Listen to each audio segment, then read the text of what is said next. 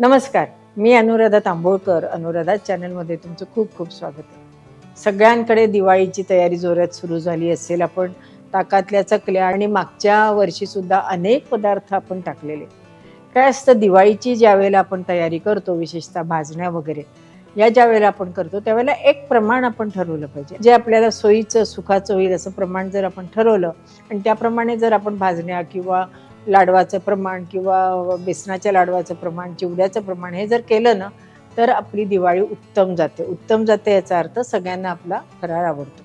आज आपण जो विषय घेतला आहे तो भाजणी हा विषय घेतला. आपण ज्या वेळेला YouTubeवर म्हणा किंवा आजूबाजूच्या मैत्रिणींना विचारतो तर प्रत्येकीची भाजणीची पद्धत वेगळी असते, प्रमाण सुद्धा वेगळं असतं. त्यामुळे आपण कन्फ्यूज होऊन जातो की अरे ही भाजणी करायची कशी. आज आपण आपल्या ह्याच्यामध्ये चकलीची भाजणी आणि कडबोळीची भाजणी जी दिवाळीत केली जाते त्याबद्दल बोलणार आहोत. आता भाजणी म्हटलं की आपल्याला चकलीची भाजणी, नंतर कडबोळ्याची भाजणी, थालपिठाची भाजणी, उपासाची भाजणी, नंतर मंगळागौरीला वडे करतात त्याची भाजणी, श्राद्ध पक्षाला वडे करतात त्याची भाजणी. प्रत्येक भाजणीची पद्धत, त्यात वापरणारे जिन्नस हे वेगवेगळे असतात. विशेषतः त्या त्या ऋतुमानाप्रमाणे ते जिन्नस वापरलेले असतात आणि म्हणून त्याचा उपयोग आपण त्या त्या सणाकरता किंवा त्या फंक्शन करता, कार्यक्रमाकरता आपण वापरतो.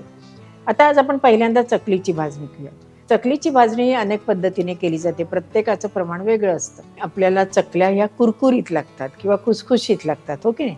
कडक चकली चांगली लागत म्हणून त्याच्यामध्ये आपण तांदूळ वापरतो. तर तांदूळ हे आपण नेहमी जाडे किंवा रेशनचे किंवा कोलम म्हणा असे जे आपल्याला तांदूळ मिळतात त्याची आपण भाजणी करावी. नंतर समजा 4 वाट्या आपण तांदूळ घेतले असतील तर 2 वाट्या हरभऱ्याची डाळ घ्यायची. 1 वाटीला 1-2 चमचे कमी एवढी उडदाची डाळ घ्यायची. पूर्वीच्या काळी हेच प्रमाण कॉमन असायचं, सगळीकडे असायचं. फक्त त्याच्यामध्ये काही काही वेळेला आता ज्या लोकांना तांदूळ खायचे नाही ते त्यावेळेला भगर जी असते त्याचा वापर केला जायचा किंवा काही काही वेळेला त्याच्यात जोंधळे सुद्धा म्हणजे ज्वारीचा सुद्धा वापर केला जातो. म्हणजे माझ्याकडे काही माझ्या आजीच्या किंवा अगदी पूर्वीची आईच्या काळातली जुनी पुस्तकं आहेत त्याच्यात ज्या वेळेला मी रेफरन्स बघते त्यावेळेला भगर किंवा जोंधळ्याचा वापर हा चकलीच्या ह्याच्यामध्ये केलेला दिसायचा. परंतु हे 3-4 धान्यच वापरली जातात. हल्ली मात्र आपण साबुदाणा, पोहे वगैरे वापरलं जातं. पण आणखीन एक गोष्ट आहे ती चकलीच्या भाजणीत आवर्जून वापरली जायची, म्हणजे बऱ्याच पुस्तकांमधनं मी ती बघितली, जे आपण हल्ली घालत नाही, ते म्हणजे मेथी. मेथीचे दाणे अर्धा चमचा का होईना आपल्या ह्याच्यामध्ये घातली जायची. आता तुम्ही लक्षात घ्याल की हे असं का बरं आपण वापरतो, कारण चकली ही आपल्याला पौष्टिक होण्याकरता भाजलेले जिन्नस असतात ते हलके होतात, पचायला चांगले व्हावे. मेथीने स्वाद वाढतो. याशिवाय थंडीच्या दिवसात मेथी ही चांगली असते. त्यामुळे चकलीमध्ये हे साधारण पूर्वीचे पदार्थ वापरले जायचे. एकूण काय, जेवढे आपण तांदूळ घेऊ तेवढेच आपल्या डाळी झाल्या पाहिजेत. म्हणजे तांदूळ जर 4 वाट्या आहेत आणि डाळी वगैरे सगळं प्रमाण 5-6 वाट्या झाल्या तर त्याने आपली चकली मऊ पडेल. म्हणून 4 वाट्या जर आपण तांदूळ घेतले असतील तर 2 वाट्या हरभऱ्याची डाळ, 1 वाटी उडदाची डाळ, नंतर अर्धी किंवा पाऊण वाटी मुगाची डाळ आणि मग धने जिरे आपल्या प्रमाणात घ्यायचं. त्यामुळे ते बरोबर 4 वाट्या तांदूळाचं प्रमाण साधलं जायचं.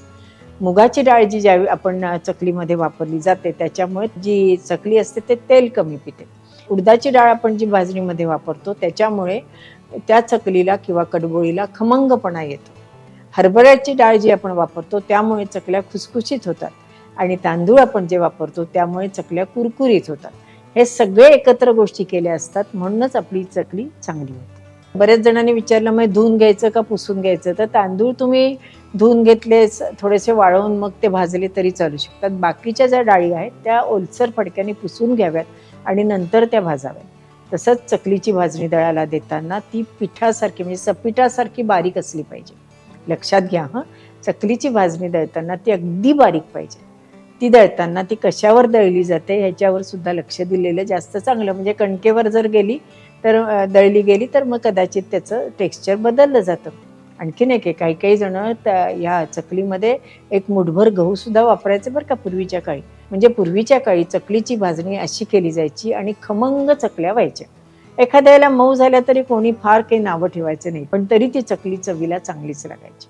ज्यावेळेला चकलीची भाजणी आपण भाजतो त्यावेळेला धन्याचा वापर जास्त केला जातो. म्हणजे साधारण एक अर्धी वाटी तरी धने वापरले जातात. परंतु ज्यावेळेला आपण कडबोळीची भाजणी करतो त्यावेळेला धने आणि जिरे दोन्ही घेतले जातात. आता चकलीच्या भाजणीबद्दल आपण बोललो, आता आपण कडबोळीच्या भाजणीवर बोलूया.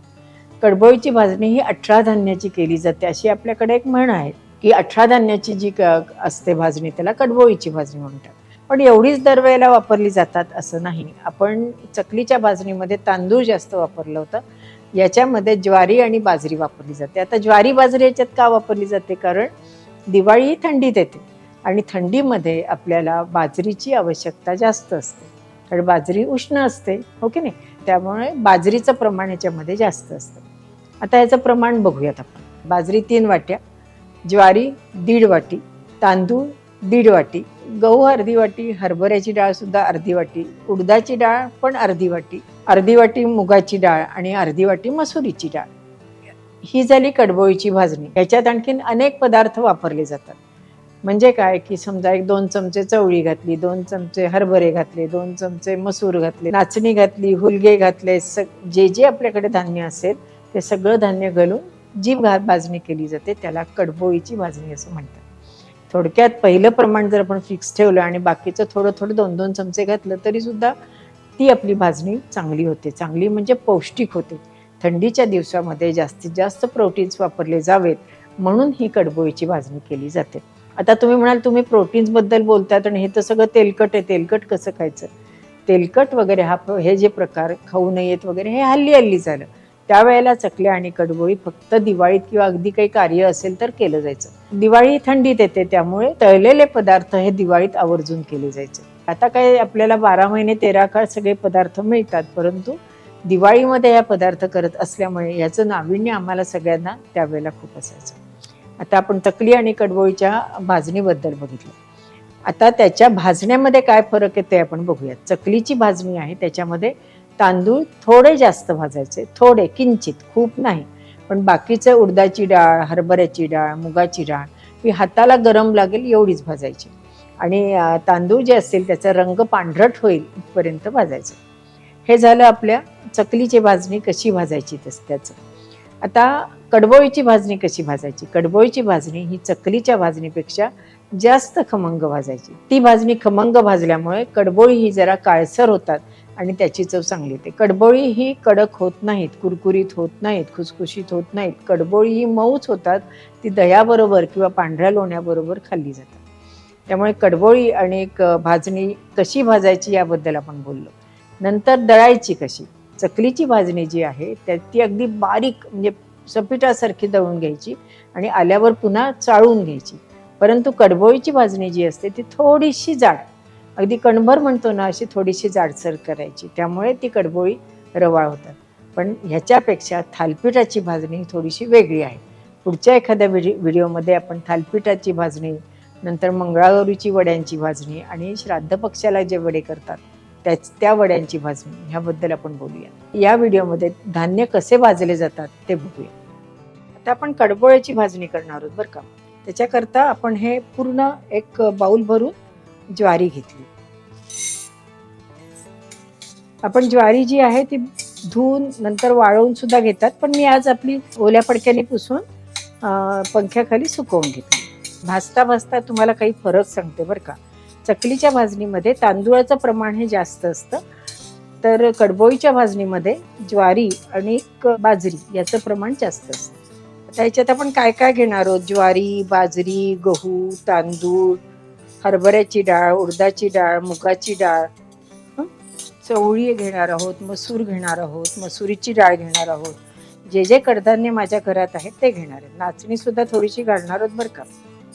म्हणजे काय की इतकी पौष्टिक कडबोळीची भाजणी होणार आहे की कडबोळी तर छान लागतीलच, पण इतर वेळेला याची थालपीठं केली तरी सुद्धा चालू शकते.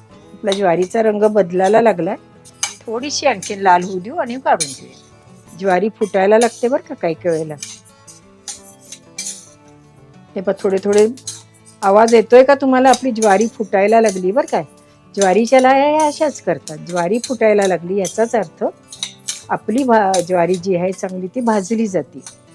ही माझ्याकडे हिंदालियमची मोठी कढई आहे. ह्याच्यामध्ये बाकी काही नाही, परंतु असं एकत्र करायचं असेल त्यावेळेला हिचा मी वापर करते. खूप जुनी आहे, 30-40 वर्षाची. टाकून काही देवत नाही. मग अशा वेळेला अशा कढईचा फक्त एकत्र करण्याकरता आपण वापर करायचा. ज्वारी आपण काढून घेऊया. जेवढी ज्वारी घेतली तेवढीच बाजरी. आज आता आपल्याकडे मक्याचे दाणे नाहीयेत. आपल्या गावाकडे मक्याचे वाळवलेले दाणे असतात, ते सुद्धा याच्यात एक मुठभर भाजून घातले तरी सुद्धा चालू शकते. बाजरी सुद्धा आपली फुटायला लागली, म्हणजे भाजली जाते. पण सतत हलवायचं. हे असंच ठेवलं मी दुसऱ्या कामाला लागले तर काय होईल, खालची जी बाजरी आहे ती आपली काळी पडेल आणि मग आपल्या भाजणीची चव बदलेल. रंग बदलायला लागलाय की नाही आता. आता याच्या लाह्या व्हायला लागल्यात, तुम्हाला दिसत आहेत का, पांढऱ्या पांढऱ्या थोड्या छोट्या छोट्या. आता आपली बाजरी पण भाजून झाली आहे. आता आपण पुढचे काय काय धान्य घ्यायचे ते घेऊया. आता याच्यात आपण त्याच बाउलनी अर्ध बाउल गहू घेतले.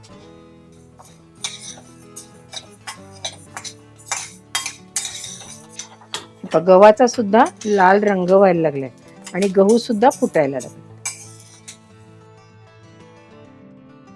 आता याच्यात आपण हरभऱ्याची डाळ घालणार आहोत. हरभऱ्याची डाळ आपण पाऊण वाटी घेतली, कारण हरभऱ्याच्या डाळीमुळे आपल्या पदार्थांना खुसखुशीतपणा येतो, म्हणजे आपल्या भाजणीला खुसखुशीतपणा येतो. हरभऱ्याची डाळ भाजताना मात्र गॅस अगदी लहान ठेवायचा बरं का, नाहीतर पटकन हरभऱ्याची डाळ काळी होते. आपली हरभऱ्याची डाळ भाजून झाली, ती आपण काढून घेऊ. मधनं अधनं हे जे भांडं असतं हे पुसून घ्यायचं बरं का, नाहीतर काय होतं की त्याचं खालचं जर एखादं काही गोष्ट इथे राहिली असेल तर आपलं पुढचं जे धान्य आपण भाजतो ते काळपट होण्याची शक्यता असते. आता याच्यात आपण ज्या बाउलनी आपण ज्वारी बाजरी घेतली त्यानेच पाऊण वाटी तांदूळ घेणार.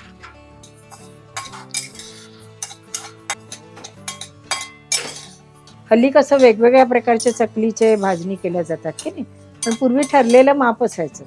जेवढे तांदूळ त्याच्या निम्मे हरभऱ्याची डाळ, हरभऱ्याच्या डाळीच्या निम्मे उडदाची डाळ आणि उडदाच्या डाळीचे निम्मे मुगाची डाळ, मुगाच्या डाळीचे निम्मे धने आणि धन्याच्या निम्मे जिरे. काही काही जण चकलीच्या भाजणीमध्ये जिरे घालत नसायचे, फक्त धने आणि एक अर्धा चमचा मेथीचे दाणे मात्र पूर्वी घातले जायचे. हल्ली आपण घालत नाही, पण तेव्हा मात्र घातले जायचे. आता आपले पांढरा रंग आलेला आहे, भाजले गेले. तांदूळ सुद्धा आपले भाजून झाले. आता आपण याच्यामध्ये अर्धा बाउल मुगाची डाळ घेतली. चकलीची कडबोळीची जी भाजणी असेल ती 4-5 दिवस आधीच किंवा अगदी 10 दिवस आधी दळून ठेवली तरी सुद्धा चालू शकते, म्हणजे वेळेवर आपली गडबड होत नाही. आपली मुगाची डाळ सुद्धा भाजून झाली. आता जसं आपलं सगळं धान्य भाजून झालं की नाही, त्याच पद्धतीने आपण धने, जिरे, थोड्याशा मेथ्या, नंतर छोले, चवळी, जे जे आपल्याकडे कडधान्य घरात आहेत ती सगळी भाजून घेऊ आणि गार झाल्यावर मस्तपैकी गिरणीतनं थोडीशी जाडसर अशी भाजणी देऊन आणूया. आता आपले सगळे जिन्नस भाजून झाले. ते काय काय घेतले ते बघूयात बरं का. तांदूळ आहेत, गहू भाजलेले आहेत, ही बाजरी आहे, ज्वारी आहे, मुगाची डाळ, हरभऱ्याची डाळ आणि धने. हे आपले किती झाले बरं, 1 2 3 4 5 6 7. या आपल्या टोपामध्ये 7 धान्य आपले भाजून झाले. आता बाकीचे आणखीन आपण कुठले कुठले घेतले ते बघूया.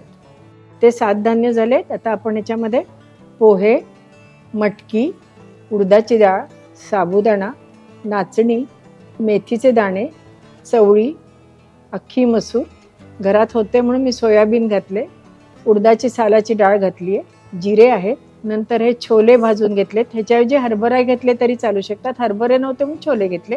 हे आपलं डाळवय, हे साबुदाण्याच्या खाली गेले पण डाळवय, याचं प्रमाण कमी जास्त एक साधारण एक मुठभर घ्यायचं. जिरे वगैरे 1-2 चमचे घेतले तरी चालू शकतात. सोयाबीन चंक्स मी घेतलेत, 4-5च घेतलेत, पाववाटी घेतले तरी सुद्धा चालू शकतात. ते 7 आणि हे जवळजवळ 12-13 आहेत बरं का, म्हणजे जवळजवळ 20 धान्याची आपली कडबोळी होणार आहेत. यातली कुठलं धान्य तुमच्याकडे असेल त्याप्रमाणे तुम्ही घ्या आणि करा. फक्त ज्वारी आणि बाजरी हे मात्र आपलं पूर्ण असलं पाहिजे. जेवढं ज्वारी बाजरी आणि तांदूळ हे जेवढं वाटे असतं तेवढं हे बाकीचं साहित्य असलं पाहिजे. म्हणजे समजा ते 6 वाटे असेल तर बाकीचं जे साहित्य आहे ते 6 वाटे असलं पाहिजे. अशा तऱ्हेने ही कडबोळीची भाजणी गिरणीतून थोडीशी रवा दळून आणायची. आता पुढच्या एखाद्या व्हिडिओमध्ये आपण कडबोळी कशी करायची ते बघूया. ही जी माहिती मी तुम्हाला दिली त्यामुळे तुमचं कन्फ्युजन हे बरंचसं प्रमाणात दूर झालं असेल. कारण काय आहे, अनेक जणांच्या अनेक पद्धतीने भाजणी केली जाते त्यामुळे आपण कन्फ्यूज होतो. एकदा आपलं पक्क ठरलं की नाही ह्याही भाजणी केली तर माझी चकली किंवा कडबोळी चांगली होते, की ती तुमची पारंपरिक रेसिपी झाली. आणि अशाच पारंपरिक रेसिपी ह्या जन्म घेत असतात. तुम्हाला हवी तशी तुम्ही भाजणी करू शकाल. पाण्यामध्ये उकड घेऊन चकली किंवा कडबोळी केली तर ती खुसखुशीत आणि चांगली होतात. या पद्धतीनेच करून बघा. आज गेले 50 वर्ष मी संसार करत असल्यामुळे माझ्या घरातल्या सासूबाई, आई, आजी यांच्याकडनं जे मला काही माहिती किंवा टिप्स मिळाल्या त्या तुम्हाला मी सांगण्याचा प्रयत्न करत असते. असेच छान छान व्हिडिओज बघण्याकरता अनुराधा चॅनलला लाईक करा, शेअर करा आणि सबस्क्राईब करा. आणि हो, बेल आयकॉन दाबायला विसरू नका. तुम्हाला सगळ्यांना दिवाळीच्या मनापासून खूप खूप शुभेच्छा. धन्यवाद.